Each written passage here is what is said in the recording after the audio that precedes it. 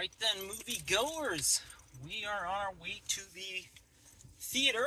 So we are headed over to the movie theater to go watch Clown in a Cornfield.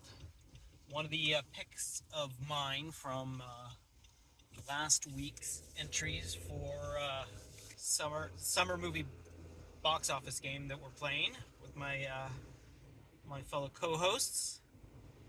Also, this is the weekend that Final Destination Bloodlines opens, and we're going to see what we can do about making this a double feature day.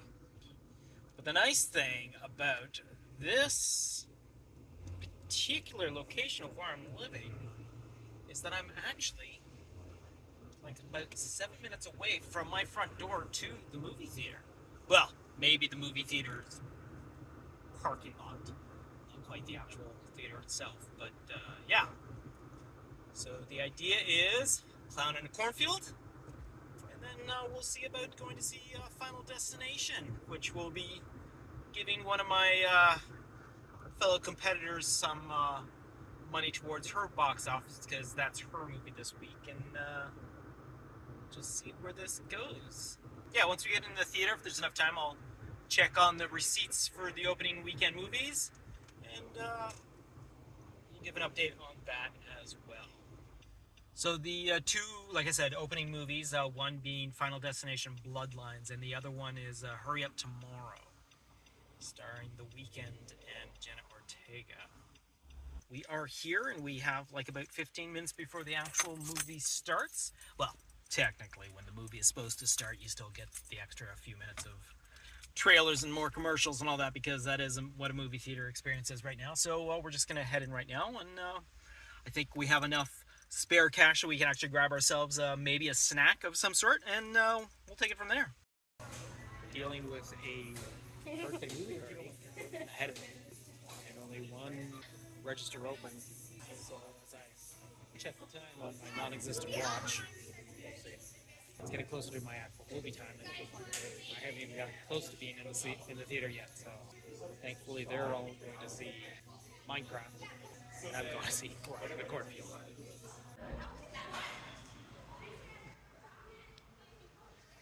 Never thought I'd see an in-theater preview poster for Steamboat. So Clown in a Cornfield was a very remarkable movie. It was exactly what it promised to be, and that was a fantastic comedic horror film that isn't over-the-top gory. There are quite a few deaths. There's a lot of blood, but again, there's not a lot of gore. A lot of it is like Texas Chainsaw type horror, the suggestion of it, the cutting away and just having the sound effects fill in the gaps for you and all that sort of thing. So the imagination plays a lot into the kills of the movie, but it is so fun. It is great. I didn't see it in a very full theater. There was, I think, maybe only like 5 of us in total. I lucked out that there were these two guys that were sitting behind me that were enjoying the movie just as much as I was. So it was hilarious to be laughing out loud and having someone else also laughing out loud and all that sort of thing. And I basically complimented them at the end. I'm like, dude, like, if I go see like another horror film, I want to make sure you guys are in the theater, because they were just so much fun. Yeah, the movie is fantastic. It's so much fun. I mean, it's not going to win any sort of like big box office for me, but I'm so glad I got to see it in the theater. It was such a fun movie. I can't wait until I can get it on video and all that sort of thing, home video, but you know what? It's definitely a solid movie. I really enjoyed it. Now we're going to go see the other box office movie that opened this week, and that is good old Final Destination. Bloodlines. Alright, let's go see what this stuff is all about. And there we go. Where am I here? G 16, 17, 18. Alright. No, 19. There we go. Okay. So, alright. Let's see what this movie's all about.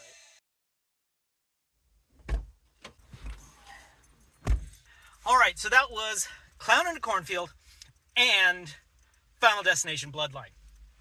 Probably the best double feature I could have gotten from what's available in the theaters right now. I'm sure Lilo and Stitch and Mission Impossible: The Final Reckoning will be a fantastic double bill as well.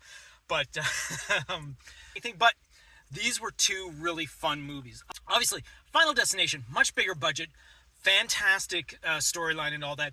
It's got legacy. There is a lot to expect from a sixth movie in a series, and they do not pull any of the punches with this. It is your classic Final Destination storyline. I'm like getting kind of excited trying not to spoil stuff because it is such a fun ride. You have a very large cast, which is fantastic to see in a Final Destination film.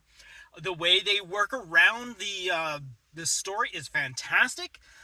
This itself, the Bloodlines storyline, can continue on. So your next movie could be Final Destination Bloodlines 2 or whatever, or Next Generation, or whatever you want to call it, Deep Space Nine or whatever.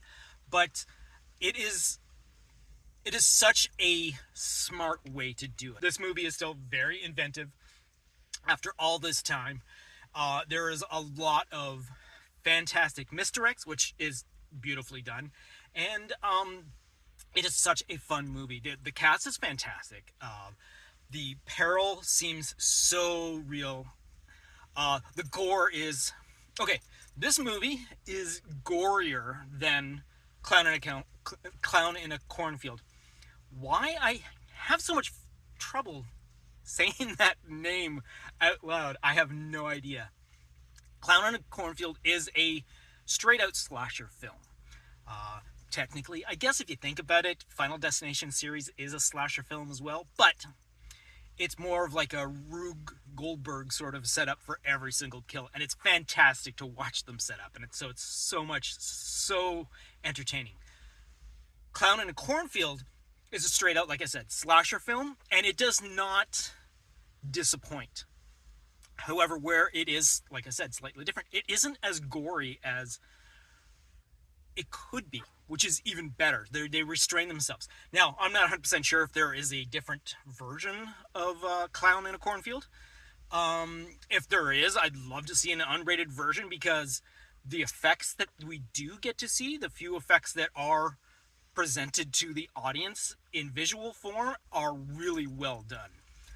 The kills are really well done. There's not a lot of... that I could tell, there's not a lot of digital twisting or anything like that. A lot of it looks like complete practical stuff. Now, of course, with a movie like Bloodlines, you do get a little bit of the added budget that allows you to do digital effects. Don't get me wrong, they are not overpowering. They are beautifully integrated and all that sort of thing. But again, it looks like it's also a lot of practical stuff on set and all that, which is always fantastic.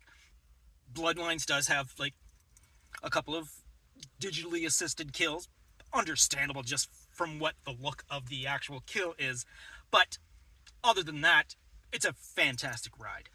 They're both a fantastic ride. If you want a entertaining horror film that does not disappoint, you've got two really good choices. Corn in a Clownfield, oh my god, Clown in a Cornfield, and Final Destination Bloodline. Brand new to the theater this week is Final Destination. Last week was Clown in a Cornfield. So go do yourself a favor, go out, see this with the theater. I mean, like I said, I'm middle of the afternoon on a Saturday, so the theaters aren't that full, which is hence the reason why I've watched two movies and it's still bright outside. But if you can see it with a much fuller audience, I'm pretty sure that the entertainment factor just multiplies by the fuller the theater is, especially these kind of movies.